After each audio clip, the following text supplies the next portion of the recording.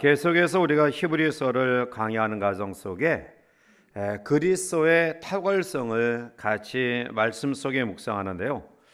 예수님이 그 어떠한 피조물과 또 그 어떠한 것보다 심지어 천사보다 월등하다, 더 크다, 탁월하시다라는 것은 우리의 믿음 생활에 흔들림이 없는 기초가 됩니다. 예수 그리스도가 우월하신 분이다. 그것은 어떠한 상황 가운데 우리가 처한다 할지라도 사람, 물질, 명예, 권세에 우리가 흔들리지 않기 때문이죠. 자, 오늘 본문에서도 계속적으로 예수님과 천사를 비교하면서 그리스도의 탁월한 점을 소개하고 있는데요. 자, 천사가 불꽃으로 역사하고요, 바람으로 역사하면 주님은 천사보다 더 탁월하신 분이기 때문에 더 큰 불꽃, 더 엄청난 바람으로 역사해야 하는 것이 우리의 인간적인 생각이에요. 그래서 상대보다 더 우월함을 가지고 짓누르는 것이 참된 힘이다. 그것이 인간적인 타락한 우리의 마음이죠. 그런데 하나님은 전혀 다른 신비한 방법으로 그리스도의 탁월성을 증거하고 계셔요.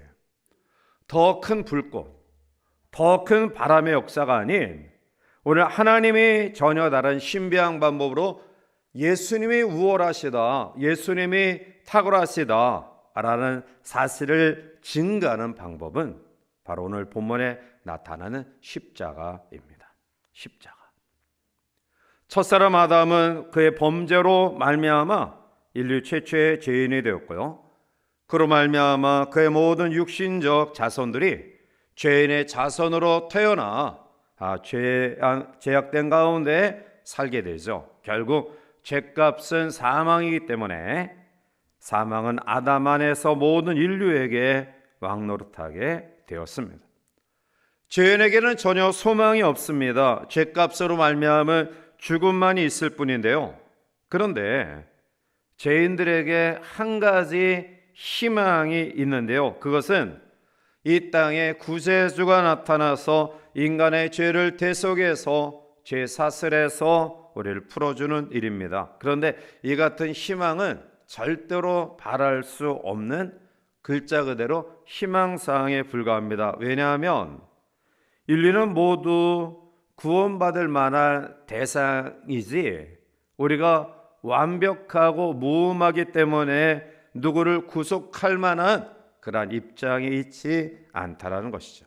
그래서 그것은 우리의 희망사항일 뿐입니다. 그런데 하나님께서 죄 없으신 예수님을 우리에게 보내주시고 십자가를 지심으로 우리의 구주가 되게 하셨습니다. 자, 오늘 우리는 본문의 말씀 가운데서 십자가의 위대성을 크게 두 가지로 살펴볼 수 있는데요. 십자가가 왜 위대한가? 그 십자가가 왜 탁월한가? 먼저는 그것은 겸손한 삶의 내용이기 때문입니다. 자, 11절 말씀을 우리 함께 같이 읽어보시겠습니다. 거룩하게 하시는 이와 거룩하게 함을 입은 자들이 그러므로 형제라 부르시기를 부끄러워하지 아니하시고 아멘. 자, 우리가 믿는 예수님은 잠시 하늘의 영광의 자리에서 내려오셔서 사람이 되신 분입니다. 그리고 고난을 받으시고 십자가에 달려 죽으시고 땅에 묻히셨다가 3일 만에 부활하시고요, 지금은 하늘 보좌 우편에 계십니다. 자, 예수님은 이렇게 하심으로 모든 인류의 구원을 시작하셨습니다. 창시자가 되셨다라는 거죠. 결국 하나님은 하나님의 백성들을 하나님의 나라에 있게 하려고 아들을 고난 가운데에 내려 보내신 것입니다. 이것은 지극히 옳고 당연한 일입니다. 고난 받으신 예수님은 우리를 구원하시기에 합당한 완전한 지도자이십니다. 그래서 우리를 구원하시는 유일한 창시자가 되신 것입니다. 자, 예수님은 이렇게 사람이 되셔서 바로 우리 믿는 자들의 형제가 되었는데요, 이 사실을 11절 하반절에 보면 그러므로 거룩하게 하시니 거룩함을 받은 자가 함께 형제라 부르시기를 부끄러워하지 아니하셨다라고 이야기해요.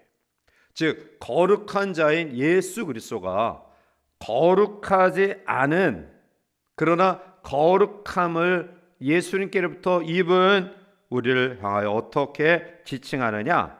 형제라 부르시기를 부끄러워하지 아니하셨다라고 이야기해요. 탁월하신 분이, 우리가 결코 비교할 수 없는 그분이 낮아지셔서 오늘 죄인된 우리를 향하여 아무개 형제야 라고 불렀다라는 거예요.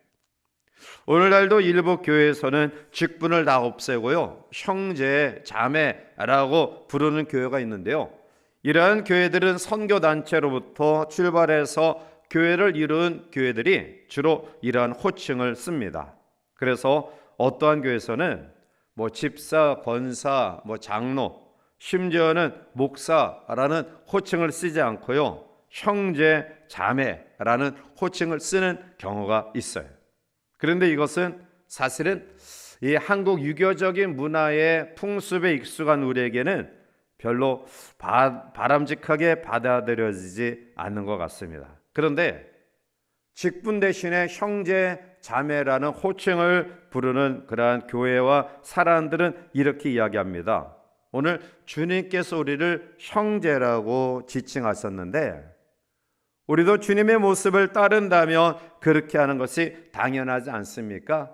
교회에서 집사, 권사, 장로, 목사 이런 호칭을 가지면 계급을 나눈 것이 아닙니까? 라고 이야기해요. 물론 이러한 주장을 할 수 있는 충분한 논리적 근거가 성경에 있죠. 오늘 본문도 아마 그렇게 논리적으로 이야기할 수 있는 그러한 근거가 될 수 있음을 우리는 부인할 수 없습니다. 자, 그런데 어떠한 주장이 논리적으로 근거가 확립된다고 해서 그 주장대로 꼭 실행해야 되는 것은 아니라는 거죠.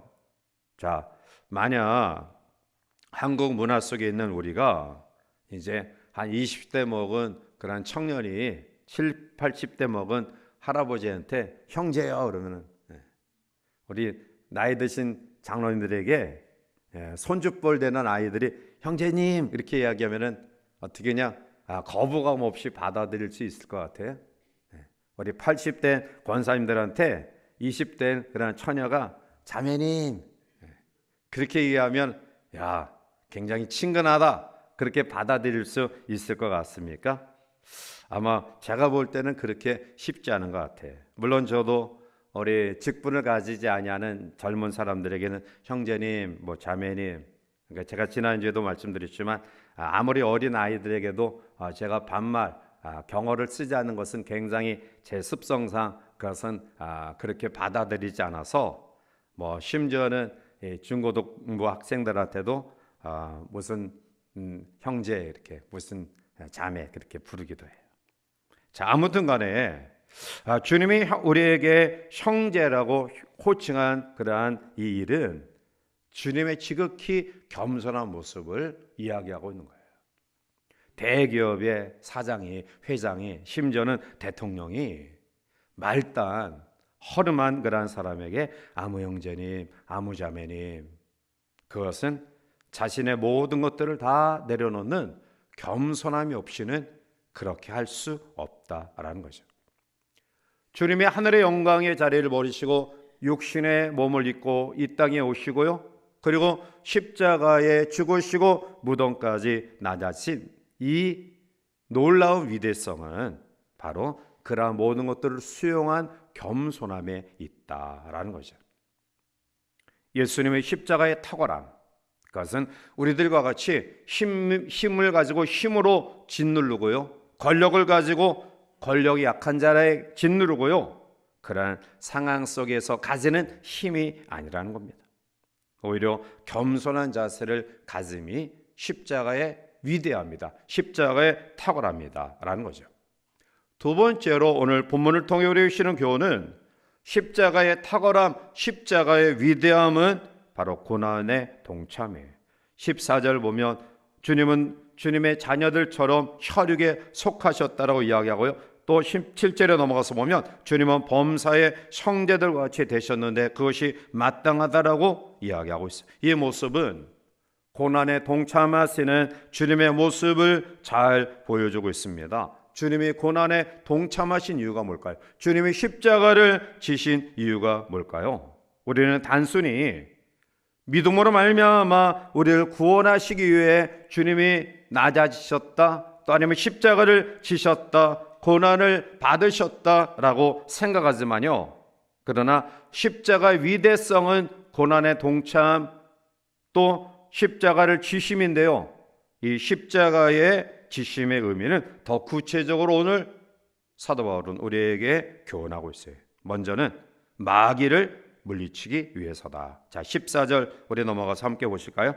자녀들은 혈과 육에 속하였음에 혈과 육을 함께 지니심은 죽음을 통하여 죽음의 세력을 잡은 자 곧 마귀를 멸하시며. 아멘.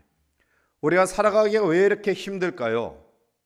왜 우리의 삶이 이렇게 고통스러울까요? 그것은 사탄 마귀가 활동하기 때문에 그렇습니다. 성경에는 사탄의 활동을 분명하게 우리에게 이야기합니다. 사탄은 하나님을 끊임없이 반항하고 대항하고 있고요, 또 자기와 같은 악령을 가진 사람들을 지배하기 위해, 끌어당기기 위해 영적인 활동을 하고 있는 영적인 존재예요.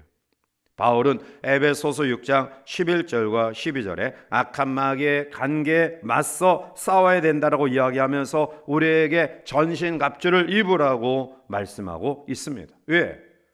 우리는 혈과 육을 가진 사람들을 상대로 싸우는 것이 아니라 통치자와 권세자들과 이 어둠의 세상 주관자들과 하늘에 있는 악한 영들을 상대하기 때문에 우리가 영적 무장을 해야 돼요. 우리가 하나님 앞에 타락하지 아니하는 비결은 악령을 과소평가해서는 안 돼요. 그들은 간교하며 권세가 있고요, 그리고 매우 악합니다. 그리고 그들의 궁극적인 목적은 인간을 멸망시키려는 것뿐이에요.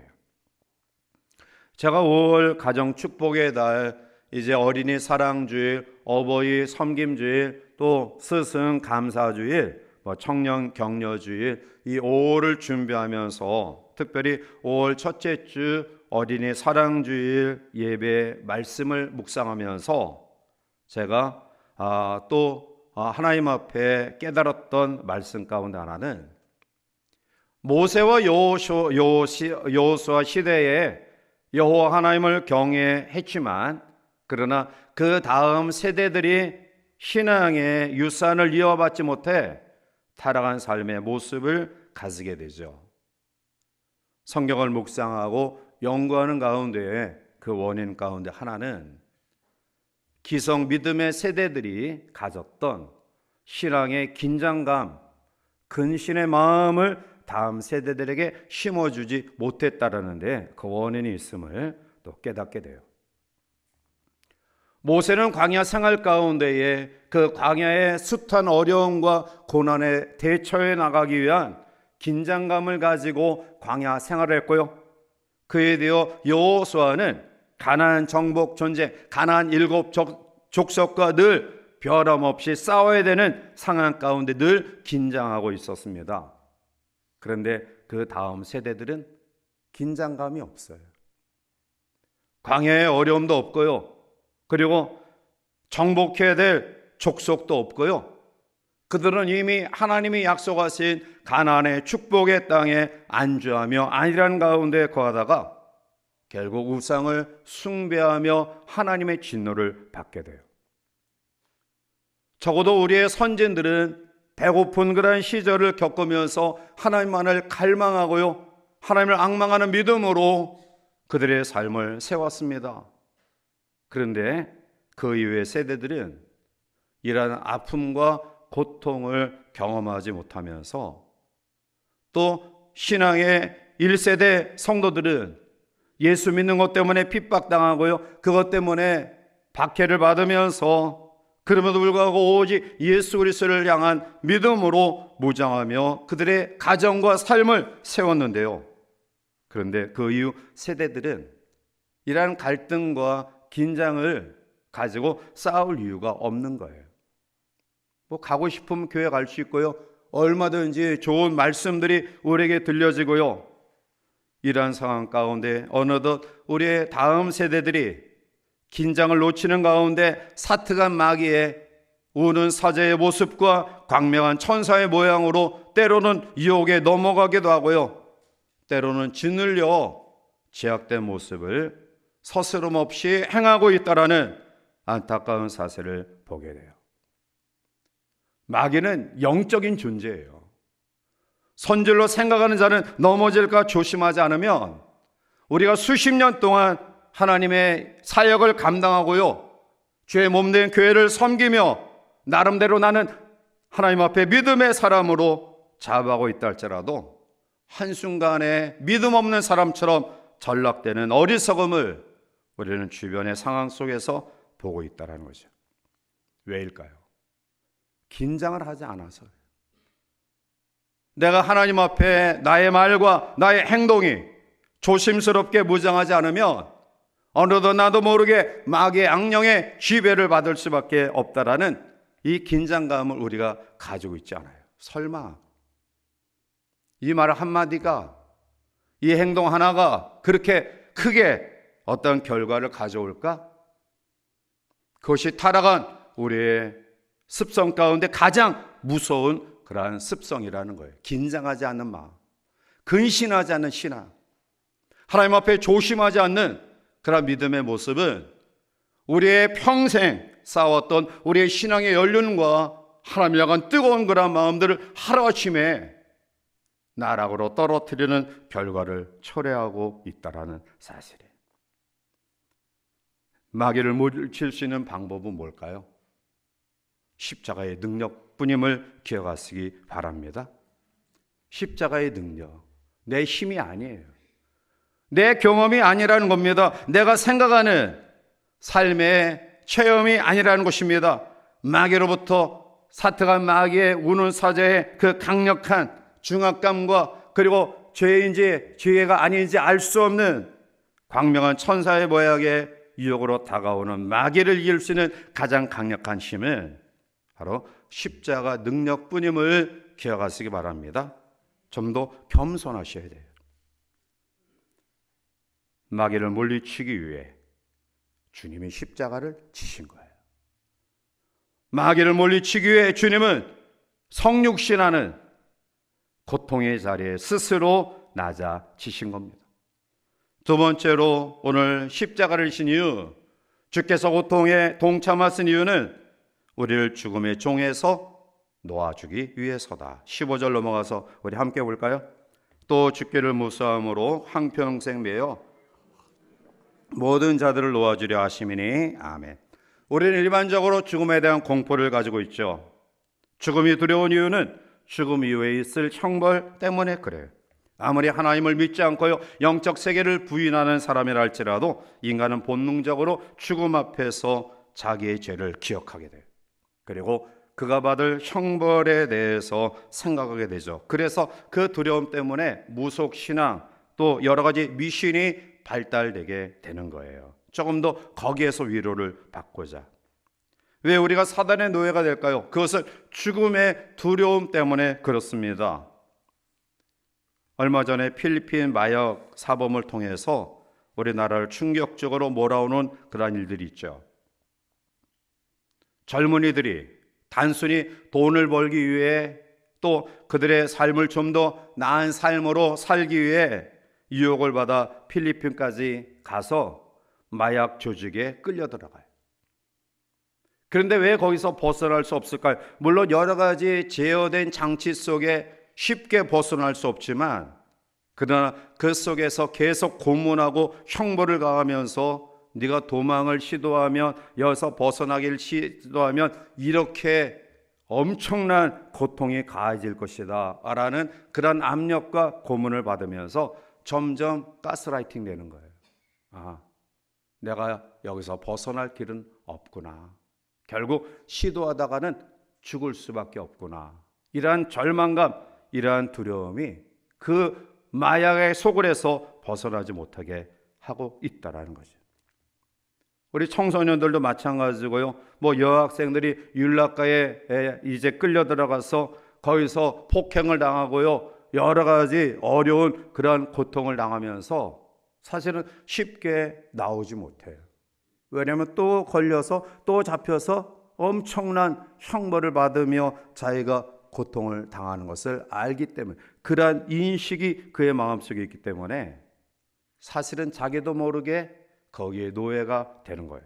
로마서 6장 6절에 보면 우리가 알거냐 우리 옛사람이 예수와 함께 십자가에 못 박힌 것은 죄의 몸이 죽어 다시는 우리가 죄에게 종로로 타지 아니하려 함이니. 아멘. 결국 죽음의 공포는 자유를 가진 사람들을 종으로 만드는 힘이 있어요. 사랑하는 성도 여러분, 죽기를 무서워하며 일생 종로로 타는 자를 위해서 주님이 십자가를 지신 것이고요, 주님이 낮은 이 땅의 고난에 동참하신 것입니다. 로마의 유대인 그리스도인들이 지금 예수 믿는 것을 포기하거나 또는 그렇게 하려고 하는 이유는 바로 이 죽음에 대한 공포, 두려움 때문입니다. 그래서 그들에게 전하는 메시지는 예수님이 죽음의 권세를 잡은 마귀를 이기셨다라는 사실을 통해 그들에게 영광에 들어가는 통로의 은혜를 허락하신 거예요. 세 번째로 주님이 십자가를 지신 이유, 고난에 동참하신 이유는 성도들을 붙들어 주시기 위함에. 자, 16절 넘어가서 우리 함께 보실까요? 이는 확실히 천사들을 붙들어 주려 하심이 아니요 붙들어 주려 하심이라. 아멘. 자, 아브라함의 혈통적 자손은 그 당시에 유대인을 이야기하지만, 그러나 아브라함의 영적 자손인 오늘 성도들에게 해당되는 말씀이죠. 바로 천사들을 붙들어 주시기 위해 십자가를 지신 것이 아니다, 고난에 동참하신 것이 아니다, 오직 아브라함의 자손을 붙들어 주려 하십니다. 오늘 우리를 붙들어 주시기 위해 십자가를 지셨다, 고난에 동참하셨다라는 말씀이에요. 우리는 예수님의 구원을 단순히 영혼의 구원만을 생각하는 경우가 있는데요, 그렇지 않습니다. 주님은 우리의 영혼을 위해 구원의 길을 여섰을 뿐만 아니라 우리의 삶도 구체적으로 붙들어 인도 보호하시기 위해 혈육이, 즉 성육신, 육신의 몸을 입고 이 땅에 오신 거예요. 요한복음 10장 9절과 10절에 내가 문인이 누구든지 나로 말미암아 들어가면 구원을 받고 또는 들어가며 나오며 꼴을 얻으리라. 도둑이 오는 것은 도둑질하고 죽여 멸망시키려는 뿐이요 내가 온 것은 양으로 생명을 얻게 하고 더 풍성히 얻게 하려는 것이라. 아멘. 즉 생명을 얻게 하고 그리고 더 풍성히 얻게 하려는 것이다. 주님은 우리에게 물 속에 빠져 허우적거리를 우리를 건져 넣는 정도로 우리에게 그러한 상황 속에 머물러 있지 않아요. 물 속에 빠진 사람을 건져 주시고요, 그 옷을 말려 주시고요, 아무것도 먹지 못한 그에게 먹을 것을 제공하시는 분이다. 그게 믿음 속에 구원받은 하나님의 백성들이 가지는 놀라운 축복이에요. 예수님이 우리에게 주시는 은혜는 죽어 천국 가는 것, 죽어서 영원한 생명을 얻는 정도의 것이 아니라, 물론 그게 가장 기쁘고 복된 아름다운 소식이지만 구원받은 하나님의 자녀를 이 세상의 삶 가운데서도 하나님은 반드시 책임져 주시고 우리와 함께 하심을 믿으시기 바랍니다.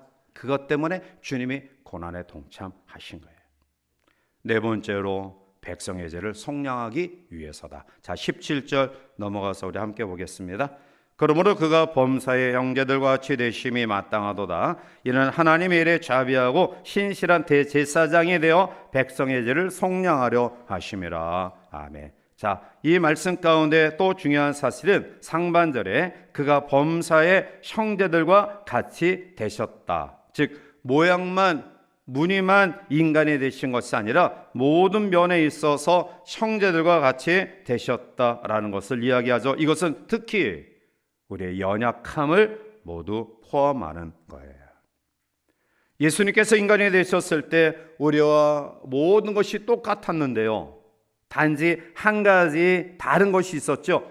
그것은 예수님은 무마시다, 죄가 없으시다는 것 뿐이었어요. 그래야지만이 하나님의 일에 대제사장, 영원한 대제사장이 되시기 때문에 그런 거예요.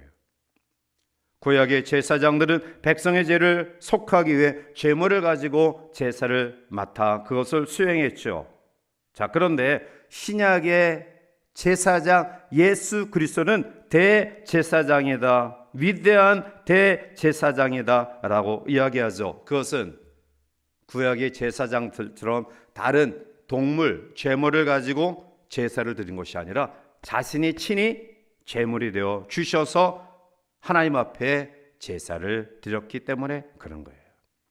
성경에서 가장 위대하다고 이야기하는 노아, 다니엘, 욥도 에스겔 14장 14절에 보면 이렇게 이야기합니다. 비록 노아, 다니엘, 욥 이 세 사람이 거기에 있을지라도 그들은 자기의 공의로 자기의 생명만 건지리라. 나 주 여호와의 말이니라. 의인이었던 노아, 그리고 순결한 믿음을 가졌던 다니엘, 동방의 의인이라, 그리고 하나님 앞에 인정받던 욥의 그 믿음도 자기의 생명만 건지는 상황 가운데 있었다라는 거죠. 자, 그러나 대제사장이신 예수님은 어떠한 분이십니까? 요한복음 1장 29절에 이튿날 요한이 예수께서 자기에게 나오심을 보고 이르되 보라, 세상 죄를 지고 가는 하나님의 어린 양이로다. 아멘. 오직 예수 그리스도만이 인류의 모든 죄를 지고 가는 하나님의 어린 양이라는 거예요. 사랑하는 성도 여러분, 오직 예수님만이 우리의 영원한 구원자가 되심을 믿으시기 바랍니다. 자, 그런데 우리의 구원을 위해 속량하기 위해서는 피의 대가가 반드시 필요하죠. 그 피가 어디에서 옵니까? 즉 혈육, 육신을 입고 있어야만이 피를 흘릴 수가 있는 것입니다. 그래서 예수님 우리의 죄를 속량하기 위해 하늘 영광의 자리를 포기하시고 낮고 천한 이 땅에 육신의 몸을 입고 오신 것입니다. 그것은 피 흘림이 없이는 죄사함이 없기 때문에 예수님이 인성을 가지고 이 땅에 오셔서 피를 흘려서 영원한 대제사장 제물이 되어 우리를 속량하신 겁니다. 이게 바로 예수님이 십자가를 지신 이유예요. 고난에 동참하신 이유가 바로 여기 있어요. 신이신 하나님이신 그분이 하늘에서 구원과 멸망을 선포할 수 있지만 굳이 본인이 형제들과 같이 되어 모든 고통과 연약함과 아픔을 같이 경험하신 이유는 바로 피를 흘려 우리를 속량하시기 위해서 고난에 동참했다, 십자가를 지었다라는 거죠. 자, 마지막 다섯 번째로 하나만 더 살펴봅니다. 왜 주님이 고난에 동참하셨을까요? 십자가를 지셨을까요? 그 이유는 시험받는 자들을 돕기 위해서예요. 자, 18절 넘어가서 우리 함께 보겠습니다. 그가 시험을 받아 고난을 당하셨은즉 도우실 수 있느니라. 아멘. 예수님은 인간의 모든 것들을 희노애락을 추상적으로 아니라 구체적으로, 관념적인 것이 아니라 실존적으로 경험하셨기 때문에 주님은 진정 그 고통과 아픔 가운데 있는 우리를 도우실 수 있는 것입니다. 교통사고를 당하고 중상을 입고서야 비로소 장애자의 아픔을 절실하게 이해되지 않습니까? 부도로 인하여 하루아침에 살던 집이 날아가고요, 겨우 월세 전셋집에 사는 사람들이, 바로 그러한 상황 가운데 있는 사람들을 이전에는 이해하지 못했는데요, 애절한 심정을 이해할 수 있지 않을까요? 젊었을 때는 나이 드신 어르신들이 무릎에 바람이 든다, 관절이 아프다, 허리가 아프다, 이해 안 되셨잖아요. 저도 전혀 이해가 안 됐어요. 근데 어느덧 이해되는 나이가 된 것 같아요. 권사님들이나 장로님들이 허리 수술을 하신다, 관절 수술을 하신다 그러면 남의 얘기가 아닌 것 같아요. 아, 나도 저기를 걸어 가야 되겠지, 이런 생각을 해요. 같은 입장에 처했을 때 비로소 공유할 수 있는 이해의 마음, 공감적 이해라고 이야기하죠. 주님은 우리의 눈물을 외면하지 않으셔요. 우리가 고통을 당할 때 나 혼자 나만 불행하고 힘들고 고독스럽고 어려운 것 같이 보이지만요, 주님은 이미 그것을 경험하셨어요. 나도 그것을 경험했다. 내 눈물을 안다. 내 아픔을 내가 안다. 그가 시험을 받아 고난을 당하셨은즉 시험받는 자들을 능히 도울 수 있다. 그 고통을 몸으로 친히 느끼기 위해 바로 혈육이 되신 거예요. 우리가 잘 아는 다멘 선교사님, 그는 하나님 앞에 나병 환자들을 위해서 주의 사랑을 전하고 나누다가 콧방귀로 끼는 그 사람들을 바라보면서 하나님, 저도 나병 환자가 되기를 원합니다. 나병 환자가 되기를 원합니다. 그의 눈이 진물이 나고요, 손발이 썩어 들어가는 그 환경 가운데 있을 때 비로소 나병 환자들의 마음을 얻을 수 있었다라고 고백하고 있어요. 나병 환자가 되고자 했던, 그보다 더 엄청난 고난, 인간이 되시기를 원하셨던 주님의 마음은 고통당하는 우리를 이해하기 위해서 고통당하시고요, 십자가를 지신 거예요. 그래서 우리를 이해할 수 있고요, 우리의 아픔을 공감할 수 있고요, 공감하는 정도가 아니라 그것을 극복할 수 있는 능력도 우리에게 주셔요. 그분은 하나님이시기 때문에. 우리가 주변의 사람들을 위로하고 용기를 주지만 애틋한 마음뿐이에요. 고통당하는 성도, 고통당하는 이웃들을 바라보면서 내가 정말 어떤 능력이 있으면 저 상황을 완전히 싹 바꿔줄 텐데, 근데 애처로운 긍휼의 마음만 있지 능력은 없어요. 그래서 아쉽고 안타까운 거예요. 자녀들에게 못해주고 싶은 부모 어디 있어요? 다 잘해주고 싶잖아요. 그런데 우리의 능력의 한계를 가지고 우리의 자녀들이 좀 더 못해주는 아쉬움과 아픔이 우리 가운데 있잖아요. 그런데 주님은 그렇지 않아요. 긍휼의 마음을 가지실 뿐만 아니라 그 긍휼의 마음을 충분히 우리에게 펼쳐볼 수 있는 능력을 가지신 분이다. 그분이 우리의 아픔을 공감하기 위해 십자가를 지셨고요, 고통을 경험하신 거예요. 자, 이제 말씀을 맺습니다.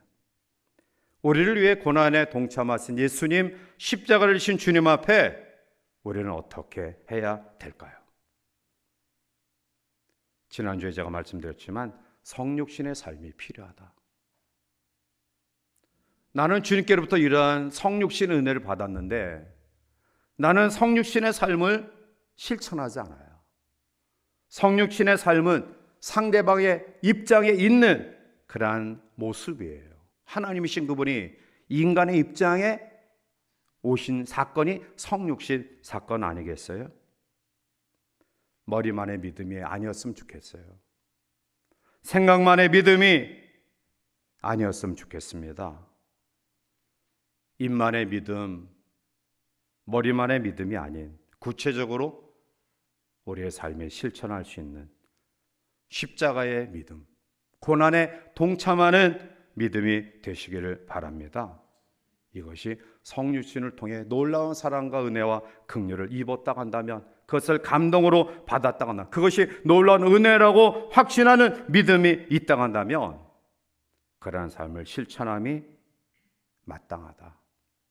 오늘 이 밤 과연 나는 주님의 성육신의 이 귀한 은혜를 받았는데 나는 조금도 성육신의 마음을 갖지 못하는 모습들을 가지고 있지는 아니한가. 십자가의 의미, 고난에 동참한 5가지 의미를 다시 한번 묵상하면서 주님의 손길에 나의 삶을 맡기고 다시 한번 주님과 같은 믿음으로 세워지는 우리 모두가 되시기를 주님의 이름으로 간절히 축원해 드립니다.